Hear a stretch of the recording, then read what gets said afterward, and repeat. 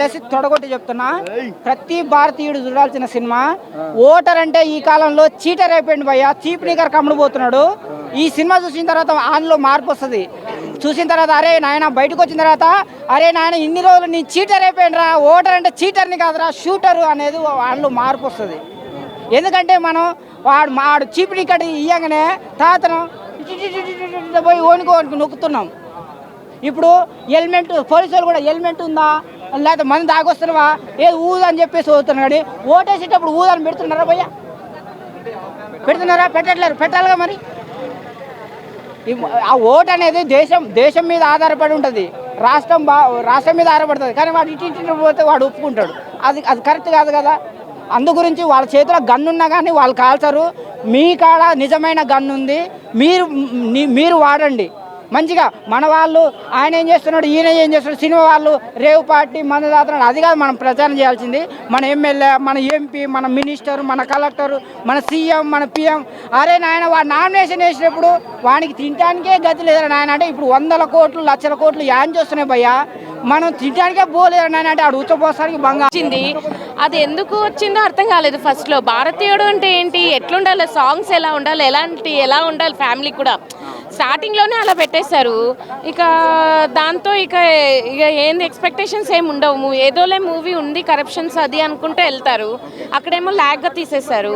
అది మరి ఇండియాలో ప్రతి ఒక్కరికి ఇది ఒక మెసేజ్ అంటున్నారు, అది ఎంతవరకు అండి? కరప్షన్ అనేది ఆగుతుందా చెప్పండి? ఎప్పటికీ ఆగదు. మూవీస్ తీసినా ఆగదు, ఏమీ ఆగదు. ఎంత మెసేజ్ పెట్టినా ఇట్స్ బాగానే చేస్తారు. Thank you. తమిళ్లో చెప్తాను, మిమ్మల్ని అక్కడ దాకా తీసుకుని వెళ్తా. ఓకేనా? నాకు వరిలే ఇది మైకాకే కాబట్టి కిందనే పెడితే బాగుంటుందేమో కదా, కనబడతామో. సో భారతీయుడు 2 படம் பார்த்தா ரொம்ப பெரிய படா దొడ్డు படம் ஏன்னு இல்லை, படம் சாதாரணமாக இருக்கும். எனக்கு நினச்ச ஒரு தடி பார்த்தம்போது పదం మరుబడి పాదుపోదు అదేమి ఇలా. సో సినిమాలో ప్లస్ పాయింట్ ఏంటంటే ఏఆర్ రెహమాన్ లేకపోవడం plus point. In case AR Rahman అయింటే might be cinema going be down or may be height, it will take too much. So 50-50 chances. And ఇంకో విషయం ఏంటంటే సిద్ధార్థ్ గారి ఎమోషనే మెయిన్. తల్లి చనిపోయే క్యారెక్టర్తోనే కథ మొత్తం అడ్డం తిరుగుతుంది. ఆ ఎమోషన్ సిద్ధార్థ్ క్యారీ చేయలేకపోయాడు. ఫస్ట్ టైం నాకు అనిపించింది Siddharth is not in fit for that position. ఆ పొజిషన్లో వేరే వాడు తీసుకుని కూడా బ్రహ్మాండంగా ఉంది. ఎందుకంటే అదే main source. Come back Indian అన్నప్పుడు ఎట్లుండాలి తెలుసా, ఇట్స్ ఫైర్ ఎట్లుండాలి తెలుసా. సినిమాలో కమ్ బ్యాక్ ఇండియన్ అన్నప్పుడు లేదు, నార్మల్గానే ఉంది. అండ్ గో బ్యాక్ ఇండియన్ అన్నప్పుడు కొద్దిగా ఫీల్ వచ్చింది. ఎందుకనంటే మెంటల్గా ప్రిపేర్ చేశారు, మీరు స్టార్టింగ్ నుంచి సినిమా చూడాలి అని చెప్పేసి. ఇదే సినిమా భారతీయుడు 2 యువత మీరు అవినీతి పైన ఫైట్ చేయాలంటే మెంటల్గా ప్రిపేర్ అవ్వండి, మీ ఫ్యామిలీలో జరిగే ఇన్సిడెంట్కి కూడా మీరు తట్టుకొని నిలబడండి అని ఆయన చెప్పాలా. ఇదొక నెగిటివ్. అది చెప్పకపోవడం వల్ల సిద్ధార్థ్ ఏం చెప్తాడు అని అంటే నీ వల్ల నా ఫ్యామిలీ ప్రాబ్లం వచ్చింది, నువ్వు దొబ్బే అంటాడు, దబాంగ్ గో బ్యాక్ అంటాడు. అర్థమైందా? సో అందుకని అతను అంటూ కూడా ఇంకా ఆ ఎమోషన్తో వెళ్ళిపోతూ ఉంటాడు. ఆ ఎమోషన్ కొద్దిగా క్యారీ అయింది, 70% క్యారీ అయింది. ఇంకో 30% క్యారీ అయింటే మటుకు ఇంకా బ్రహ్మాండంగా ఉండేది. దాని తర్వాత వచ్చేసి మన బొడ్డు పైన యాపిల్ వేసేది రాఘవేంద్ర రావే కదా. ఈయన కూడా వేసేసాడు యాపిల్ పండు, మళ్ళీ ఫస్ట్ టైం యూజ్ చేశాడు యాపిల్ పండుని శంకర్ గారు. అండ్ సేనాపతి క్యారెక్టర్ని వాళ్ళు ఎరా వేశారు, పులికి ఎరా వేశారు, పులికి మేకని ఎరా వేసినట్టు సేనాపతిని ఎరా వేశారు. సేనాపతి ఇందులో ఏం లేదండి, పార్ట్ 3లో సేనాపతి ఉంటుంది. అండ్ ఇంకో విషయం ఏమైంది అని అంటే ట్రైలరు లాస్ట్లో వదిలారు కస్టమర్. ఎందుకంటే మన కమల్ హాసన్ అన్నారు కస్టమర్, ప్రోడక్ట్ అన్నారు కాబట్టి మనం కస్టమర్. హిట్ అనాలన్నా, సూపర్ హిట్ అనాలన్నా, బ్లాక్ బస్టర్ అనాలన్నా అది అర్థం కాక తల కొట్టుకొని బయటికి రావాలని చెప్పేసి పార్ట్ 3 ట్రైలర్ వదిలేశారు. సో ఇది ఎనీ క్వశ్చన్స్? అదే చెప్తున్నా కదా ఇందాక, రెడ్ వచ్చే మొదల అదే చెప్పినా నేను కూడా, అర్థమైందే. సో సేనాపతి క్యారెక్టర్ మేకప్ సరిగ్గా పోలేదని చెప్పారు. అఫ్కోర్స్ ఆ సేనాపతి ఆ టైంలో ఎంత వెయిట్ ఉన్నాడు, ఆ స్కిన్ ఎంతవరకు డౌన్ అయింది అనేది చూపించలేదు. ఒక ఫైట్ ఇదే లాజిక్ ఇక్కడ. ఆ లాజిక్తో తీస్తే అంత బక్కటి మనిషి ఎట్లా కొట్టాడనేది కాబట్టి ఆయన అవన్నీ రకుల్ ప్రీత్ సింగ్ పార్ట్ 2లో ఉందమ్మా. ఆల్రెడీ నేను చెప్పా, సిద్ధార్థ్ డైలామాలో ఉన్న ప్రోడక్ట్ కొనుక్కున్న ప్రోడక్ట్ డైలామాలో ఉన్నా. మైట్ బి 24 hours తర్వాత చెప్దాం. ఓకేనా? Okay right. నుంచి అంటే యూత్ ఎలాగ దాన్ని కనెక్ట్ అవ్వాలన్న దాని మీద చెప్పే నరేషన్ తప్ప అది సబ్జెక్ట్ని డిబేట్ అవ్వకూడదు. సబ్జెక్ట్తో పాటు ఉన్న స్లో నెరేషన్ కాదు అది, యాక్చువల్గా అది కనెక్టివిటీ అనమాట. ఎక్సలెంట్ చేశాడు సిద్ధార్థ్ కూడా. చాలా భారతీయ 2లో సోషల్ కాజ్ ఒకటి నచ్చింది, కొత్తగా చూపించాడు.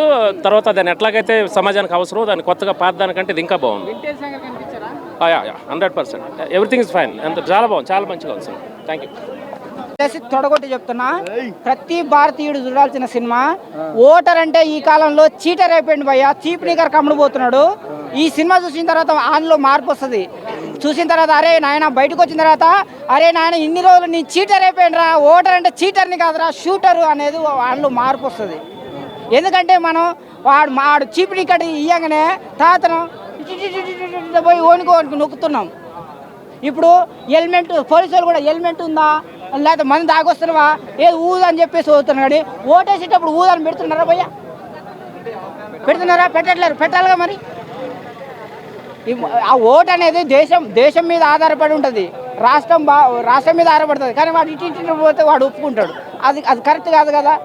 అందు గురించి వాళ్ళ చేతిలో గన్ను ఉన్నా కానీ వాళ్ళు కాల్చారు. మీ కాడ నిజమైన గన్ను ఉంది, మీరు వాడండి మంచిగా. మన వాళ్ళు ఆయన ఏం చేస్తున్నాడు, ఈయన ఏం చేస్తున్నాడు, సినిమా వాళ్ళు రేవు పార్టీ మన దాతున్నాడు, అది కాదు మనం ప్రచారం చేయాల్సింది. మన ఎమ్మెల్యే, మన ఎంపీ, మన మినిస్టర్, మన కలెక్టర్, మన సీఎం, మన పిఎం. అరే నాయన వాడు నామినేషన్ వేసినప్పుడు వానికి తినడానికే గతి లేదని నాయన అంటే ఇప్పుడు 100 కోట్లు 1,00,000 కోట్లు యాన్ చేస్తున్నాయి భయ్యా. మనం తినడానికే పోలేదు నాయన అంటే ఆడు ఉచ్చపోసానికి బంగారు అంత నేను ఒక్కనే అబ్బా. ఎవరు వస్తారు అబ్బా మనకి? లవర్లే ఎవరులే అబ్బాయి. ఓకేనా అన్న? సినిమా అయితే బాగుంది, కాకపోతే ఏంటంటే కొద్దిగా స్లోగా ఉందన్నమాట. ఇంకోటి సాంగ్స్ కూడా కొద్దిగా ఏంటంటే మనకి పార్ట్ 1లో సాంగ్స్ చాలా బాగుంటాయి ఏఆర్ రెహమాన్ గారు, కానీ దీంట్లో అంత సెట్ కాలేదనిపిస్తుంది. ఇంకా ఫైట్ సీన్స్ కూడా లాగీగా ఉండే లెంతీగా, కానీ ఎమోషన్ సీన్స్ అయితే బాగా కనెక్ట్ అయినవి. ఇంకా రియల్ ఇన్సిడెంట్ని బట్టి అయితే మనకి రియల్ జరిగినట్టు అన్నమాట. ఈ టాయిలెట్లు కాడ ఉండే ₹2 ₹5 తీసుకోవడం, ఈ బస్సులు కొందరు లాంగ్ జర్నీ చేసేటప్పుడు వాళ్ళకి ఉంటుంది కదా, వాళ్ళకి ఫుడ్ ప్రొవైడ్ చేస్తారు కాబట్టి ఆన్ని ఆపడం, ఇలాంటివి. కానీ ఇంకోటి వాళ్ళకి ఏ క్వాలిఫికేషన్ లేకుండా ఎంబీబీఎస్ ఇవి ఇచ్చిన తర్వాత వాళ్ళ ప్రయోగాలు చేసి సామాన్యులను చంపే ఇలాంటివి బాగా చూపించిండ్రు. ఇంకోటి లైసెన్స్ కూడా అన్న, ఇప్పుడు అంటే మనకి ఏం రాకుండా కానీ 4,000 3,000కి ఆశపడి బ్రోకర్ల కానీ నుంచి లైసెన్స్ తర్వాత వాడు ఎవరినో గుద్ది వాళ్ళ జీవితాలు అనేది నాశనం. అదే వీళ్ళ ఫ్యామిలీలో జరిగితే ఎలా ఉంటుంది దాని గురించి అన్నమాట చూపించాను. మన సిద్ధార్థ గారిని ఏంటంటే అవే చూపిస్తాను, నేరాలు ఘోరాలు ఎలా ఉంటుందో అలాగనే ఈయనకు యూట్యూబ్ ఛానల్ నుంచి అయితే చూపిస్తుంటాడు.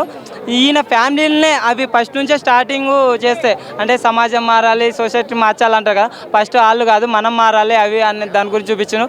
ఓటు హక్కు ఒకటే కాదు, ఫస్ట్ జనం మంచి తనం బాగా మారితే బాగుంటుంది అని దాని గురించి చూపించాను. ఇంకోటి మన కలికిలో డైలాగ్ ఉండేది, మనిషి మారరు మారలేరు అనే అంతే అన్నాను కదా, అదైతే దీంట్లో యాష్ సరిపోయింది అనమాట. ఇంకా ఇవే ఫ్యాట్ సీన్స్ కొద్దిగా లాగీగా అనిపించింది. బ్యాక్గ్రౌండ్ మ్యూజిక్ బాగానే ఉందన్న. ఇంకా విజయ్ మాల్యా ఇవన్నీ కొన్ని చాలా క్యారెక్టర్లు అయితే చూపించిండు. కమల్ హాసన్ గారు అయితే కొద్దిగా దీంట్లో అంతగా ఎక్కువ ఇన్వాల్వ్మెంట్ అనేది ఎక్కువ అనిపించలేదు నాకైతే. 3 గురించి అన్న, సినిమా అయిపోయిన వెంటనే మనకి పోస్ట్ క్రెడిట్ సీన్లో మనకి ట్రైలర్ పార్ట్ 3 గురించి అయితే ఇచ్చిండు. అది మాత్రం ఎక్సలెంట్ ఆసం ఉందా, దాని గురించి అయితే ఈగర్లు పెట్టింది. దీనికన్నా ఏమో కానీ దాని గురించి అయితే ఫుల్ వెయిటింగ్ చేస్తట్టుంది. సినిమా కొద్దిగా లాగీగా లేకుండా బాగుండేదని అనిపించింది నాకైతే.